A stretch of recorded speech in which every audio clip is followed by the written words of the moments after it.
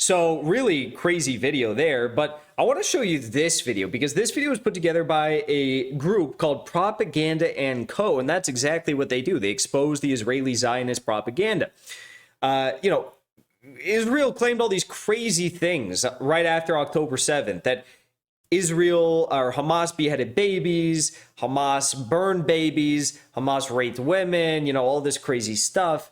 And a lot of this really didn't, they said that there was nearly 2,000 Israeli civilians killed by Hamas. But as I said, I came out here a few days after that all happened and I said, look, if there were photos of 2,000 dead Israeli civilians from Hamas, we would see those photos plastered all over the internet 24/7. How do I know that? Because at the time that I made that statement, we had about 4,000 dead Palestinians, and I already saw those plastered all across the internet 24/7.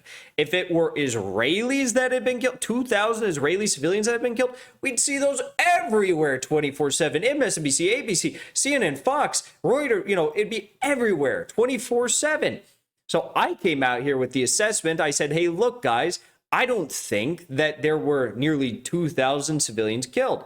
I think it's far more likely that there were many less individuals killed than 2,000 in this attack. And I think a lot of those were military personnel and security personnel, IOF. And that's exactly what we've now found. More than 50% of those that were killed were, in fact, military, security, and IOF from the Israeli forces. So this video exposes a lot of that propaganda and more. Take a listen because it's so great and you're not going to want to miss out on the truth. Have you seen this video? Inside, we found 8 babies burned in this corner. An Israeli soldier conducts an interview in front of a destroyed home of a kibbutz. He says Hamas fighters burned babies and then beheaded them, but this is all a lie, and I'm going to prove it to you using Israeli media. Yes, that is right, Israeli media. But first, let's ask an important question. How did the concrete walls of this home behind the soldier turn into rubble? Fires burn wood and other flammable items. They do not collapse concrete structures like this. Children in the same room, then someone come and kills them all. 15 girls and teenagers that put in the same room, 3 hand grenades, and it's over. This is a massacre. Now, the Israelis want you to believe that Hamas fighters did this, but we know that they were only armed with machine guns and small grenade launchers. That doesn't cause this level of damage. So then how did they destroy concrete homes like this? The answer is they didn't. The Israelis did. What? That is shocking. But why? And how would the Israelis do that? Well, Israeli media has all the answers. They interviewed the IDF soldiers who responded to the Hamas attack, and they learned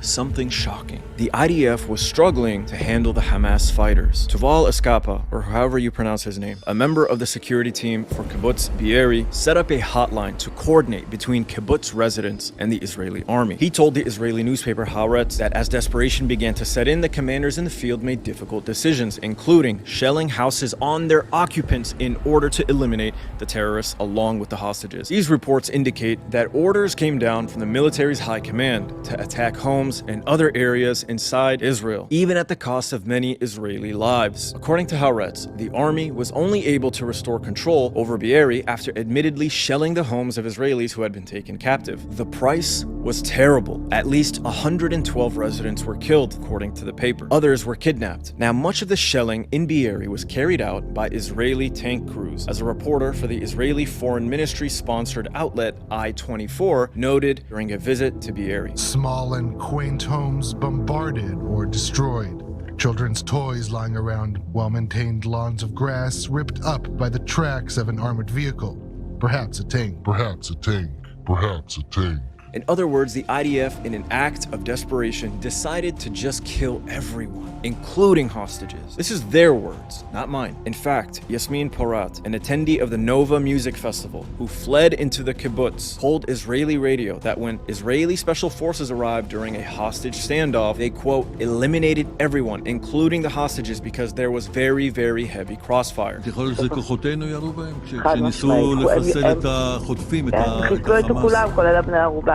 כי היה שם חילופי ירי מאוד מאוד קשים, חילופי אש מטורפים, אפילו שני פקדים של טנק שירו לתוך הבית, שזה בית קיבוצי קטן, זה לא איזה, רואים את זה בחדשות. She goes on to describe how Hamas militants tied her partner's hands behind his back. She saw her partner lying on the ground, still alive. She went on to say that Israeli security forces killed him and other hostages as they opened fire on the remaining militants inside, including with tank shells. ובן הזוג שלך שהיה איתך? נהרג. הוא גם נהרג. כן, כולם נהרגו שם. This is why you see large bits of shrapnel and bullet holes in the walls of destroyed kibbutz homes. It's why you see homes turn into rubble. And sadly, it's why you find severely burnt bodies of Israeli hostages. But there's more. The IDF also used Apache attack helicopters. In an interview with Israeli media outlet Mako, an Apache pilot admitted that many of the cars he fired rockets at contained hostages. But wait, there's So it's like, what the fuck? You guys, okay, so, you know, the first day this was all going on, they're like, oh my God, they burned the babies, burned the people. It's like, well, with what? With a rifle? With a small, you know, RPG? They burned down entire houses with an RPG? With a rifle? With what? No, Israel had tanks. Israel had Apache attack helicopters that were firing on their own positions to try and stop the flood of Hamas into Israel. No, Israel is responsible for it. Israel. Okay, you're going to see even more here. There's even more. Israeli security forces also opened fire on fleeing Israelis whom they mistook for Hamas gunmen. A resident of Ashkelon named Danielle Rachel described nearly being killed after escaping from the Nova. Yeah, they have no F-16s. Hamas has no F-16s. They don't even have an air force. Despite the fact that the IDF spokesperson last week said that they had killed the leader of Hamas's air force in an airstrike. It's like, nope, that was just another Palestinian child. Hamas does not have an air force. Like what? Air Force of the paragliders? No, they have no air force. Music festival when it was attacked by militants. As we reached the roundabout at a kibbutz, we saw Israeli security forces, she recalled. We held our heads down because we automatically knew they'd be suspicious of us in a small beat-up car from the same direction the terrorists were coming. Our forces began shooting at us. Lastly, let's discuss how an IDF commander ordered an airstrike on his own position. The very first target the Palestinian fighters attacked was the Erez checkpoint. The attack was so fierce that the IDF commander, Avi Rosenfeld, in an act of desperation, he called for an airstrike on his own position. The IDF bombed their own base in order to kill the Palestinian militants. So what should we take from all this? Do we absolve Hamas of their actions on October 7th? Of course not. None of this would have happened had they not attacked. Now, whether or not they have the right to resist occupation and apartheid with the use of force is a topic for another video. But the point of this video is to highlight how the IDF's poor response and performance led to the deaths of their own people. As several Israeli hostages have already made clear, the Palestinian militants were kind to them despite the aggression. And as the Nova survivor Yasmin Porat put it, she believes the militants didn't want to kill them. She believes their goal was to take them back to Gaza as hostages. Yeah, that doesn't...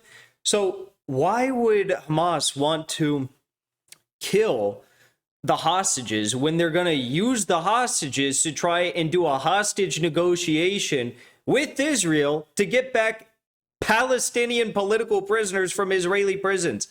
Why would they kill their only currency that they have over the heads of Netanyahu?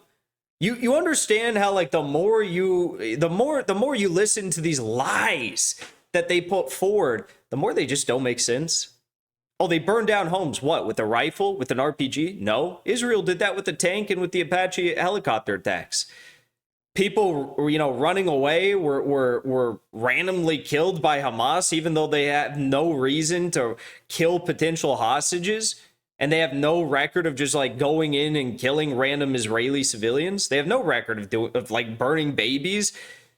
So, okay, so Israeli soldiers thought that these were Hamas fighters running away, so they shot at them. The more you break down their lies, the more you're like, oh, yeah, that doesn't make any sense whatsoever. And what do they throw back? You are a Hamas propagandist. You're a Hamas. That's all they can say. You know, I was doing a debate with the representative, a worker for the Israeli state foreign ministry the other day on Twitter Space. And that's all they could say. It was like, yeah, you're on a Hamas paycheck. Look, I don't think first of all, I've never taken money from any foreign government, let alone a fucking terrorist organization, as the U.S. labels them. I would be in a U.S. prison quicker than I could blink my eyes if that was the case. Like, how stupid do you have to be to accuse someone of that? And also, like, what? Does Hamas now have a budget to finance, like, Twitter users in the United States or something? Like, these people are so fucking stupid. They have no arguments, and their lies are so transparent, so obvious. The entire point of the attack seems to be the capturing of Israelis as hostages in order to trade them for thousands of Palestinian political prisoners. And in the chaos that ensued, many people lost their lives. Now, some people say, who cares how it went down? People died. Babies died. Is that not awful? Well, of course it is. But the reason we have to cut through Israeli propaganda is because it's being used to justify acts of genocide in Gaza. Israelis believe deep down to their core that their babies were beheaded and that their women were raped and tortured before being killed. And this simply isn't true. And even with Israeli media reporting the facts, they may never change their minds. But the rest of the world needs to know the truth, because it is the world that has given Israel the green light to commit acts of atrocity in Gaza. And there's growing concern of an escalation that may erupt into a greater regional conflict. So share this video and help spread the facts. The world deserves to know the truth. To know that we are fighting the fake news. It's fake, phony, fake.